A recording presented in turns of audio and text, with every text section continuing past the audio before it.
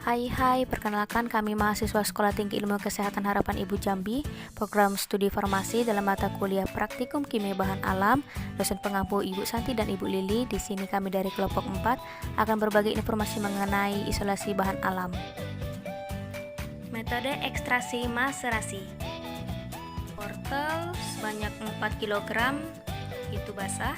Kemudian yang kedua, bagian kulit luar wortel dikupas lalu ditimbang. Kemudian dilakukan pencucian dengan air.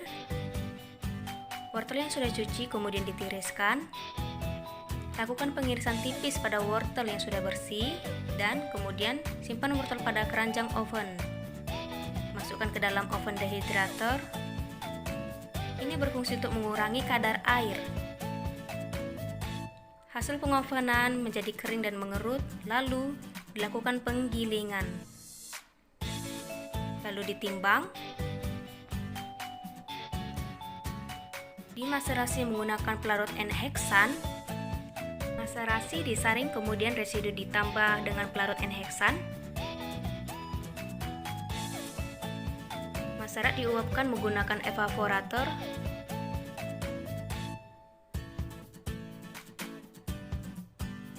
Diperolehlah ekstrak wortel yang masih cair, seperti berikut.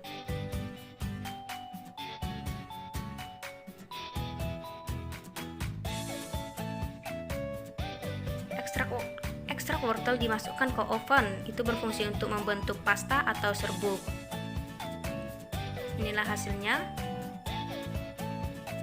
Ekstrak wortel yang dihasilkan semi pasta. Jadi hasilnya 1,33 gram. Masuk ke bahasan kedua, yaitu merotari.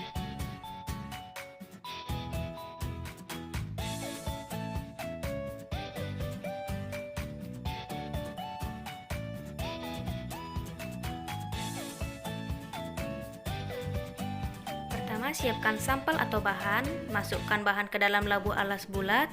Hidupkan dan atur suhu. Atur putaran dan atur ketinggian penangas air. Atur ketinggian penangas air. Hidupkan vakum. Lalu keluarkan selang pembuangan vakum. Masukkan es ke pendingin.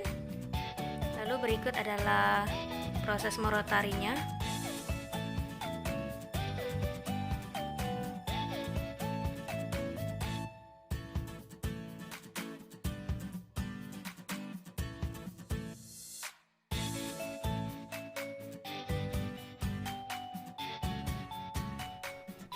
Berikut adalah hasil rotari. Jika ingin lebih pekat bisa dipanaskan di water bath, dan ini hasilnya. Bahasan yang ketiga, fraksinasi. Penyiapan alat dan bahan. Bahannya ada ekstrak kental, aquades, N-heksan, etil asetat. Alatnya ada timbangan analitik, cawan penguap, penangas air, spatula, corong pisah, dan gelas ukur. Langkah pertama, timbang ekstrak kental sebanyak 5 gram, lalu larutkan ekstrak dengan 30 ml air hangat. Siapkan corong pisah dan tempatkan pada statif. Masukkan larutan ekstrak ke dalam corong pisah. Sebanyak 30 ml larutan N-heksan dimasukkan ke dalam corong pisah. Lalu tutup corong pisah, kemudian kocok beberapa kali diselingi dengan membuka tutup. Diamkan beberapa menit hingga terjadi dua fase. Berikut adalah fase N-heksan dan di bawahnya fase air. Pisahkan fase N-heksan dengan menggunakan pipet. Ini hasilnya.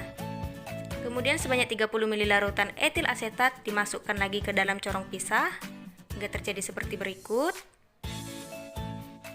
Lalu tutup corong pisah dan kemudian kocok beberapa kali diselingi membuka tutup. Diamkan lagi hingga terjadi dua fase, yaitu fase etil asetat dan fase air di bawah. Pisahkan fase etil asetat dengan menggunakan pipet ke dalam beker gelas. Berikut adalah hasilnya. Kemudian tempatkan fase air ke dalam beker gelas. Inilah diperoleh 3 fraksi, yaitu fraksi N-heksan, fraksi etil asetat, dan fraksi air. Bahasan yang keempat, KCV atau kromatografi cair vakum. Dimulai dengan penyiapan fase gerak. timbang wadah fase gerak kosong. Jadi kita siapkan pelarut dengan berbagai komposisi. Di sini menggunakan heksan 100%, heksan etil asetat 8:2, heksan etil asetat 6:4, heksan etil asetat 5:5, dan seterusnya sampai etil asetat metanol dan metanol 100%. Lalu alatnya dirangkai seperti itu. Vakum dinyalakan, silika dimasukkan. Oke, lalu diratakan permukaannya, dirapikan permukaannya.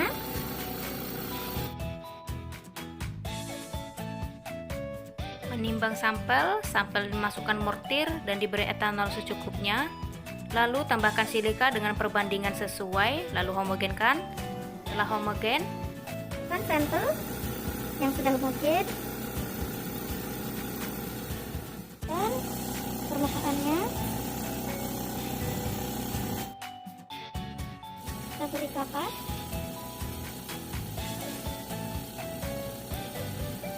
Tekan.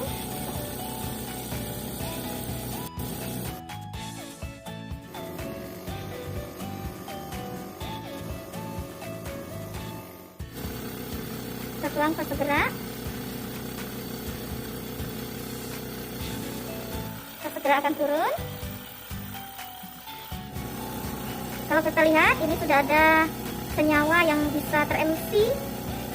Senyawa yang berwarna kuning sudah memisah dari sampel awalnya. Kita tunggu fase gerak sampai turun semua. Oke, semua fase diam sudah terbasahi oleh fase gerak, kemudian akan turun ke penampung. Tetesan sudah habis, kita matikan vakum.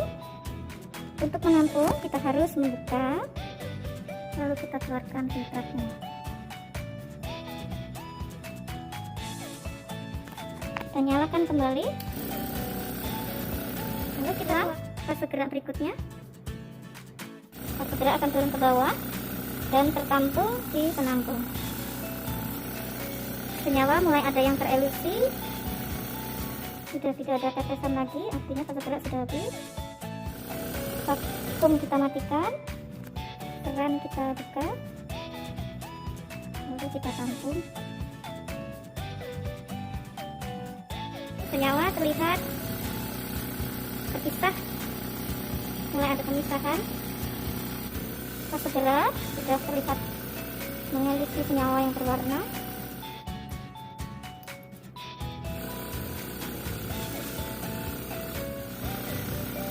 Terlihat ada pita-pita, beberapa pita, itu menunjukkan ada senyawa yang berbeda, mulai terpisah.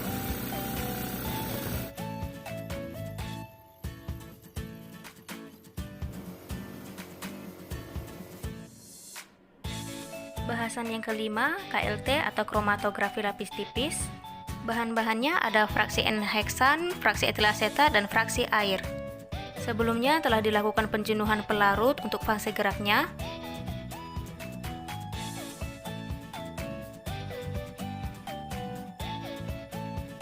Siapkan plat KLT dengan ukuran 1x8 cm, terus diberi tanda nama fraksi. Kemudian siapkan pipa kapiler berdiameter kecil. Masukkan pipa kapiler ke tempat sampel, biarkan sampel tertarik ke dalam pipa. Lalu ditotol sebanyak 3 kali di tengah plat KLT bagian bawah, tepat di garis tanda.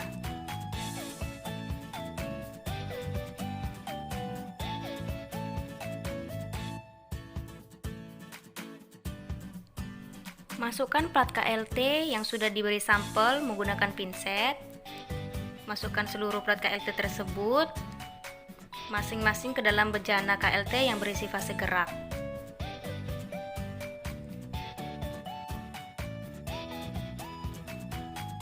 Diamkan KLT hingga fase gerak bergerak maju menuju tanda batas atas. Inilah setelah kering plat KLT diamati.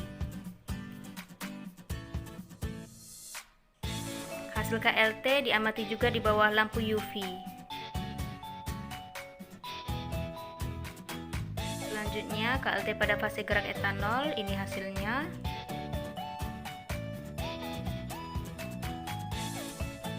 Ini pada sinar tampak.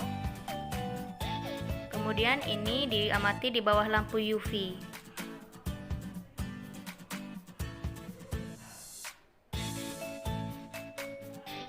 Kemudian lingkari bercak noda menggunakan pensil. Lalu dihitung nilai RF menggunakan rumus. Yang keenam terakhir yaitu KLT preparatif.